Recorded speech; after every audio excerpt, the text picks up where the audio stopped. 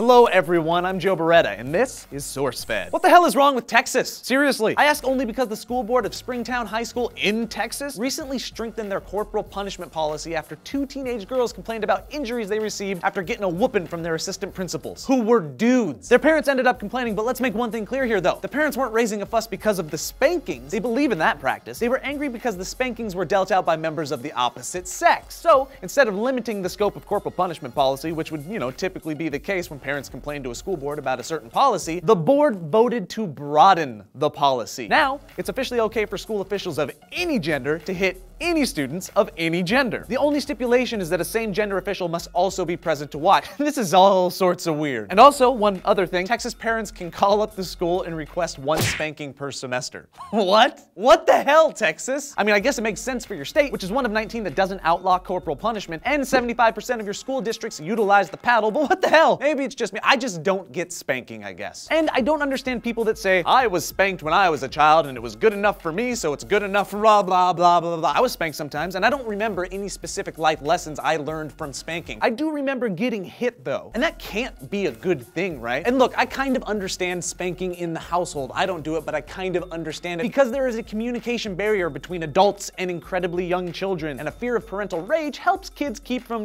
running out into the traffic and getting hit by really big cars. And I think most level-headed parents that spank use enough force to scare, but not actually hurt their kids. And that's why I think most people that got their heinies swatted when they were kids can remember that transition spanking. You know the one that I'm talking about? The one time you were bent over a knee and instead of crying when you got hit, you laughed. Because you were laughing at the absurdity of the situation and it didn't hurt anymore. And that's the moment when spanking has to stop, right? I mean, you're not even that old, but it's gotta stop because it's not an effective form of punishment anymore, unless you increase the intensity of the spanking so as to cause real physical pain. And then you're just beating someone that looks up to you for support and love and guidance. And I'm sorry, if somebody came up to me and asked me, can I have permission to hit your kid? I honestly don't know how I would react. I'd be dumbfounded with rage and I'd just be like, no. Imagine it from your child's point of view.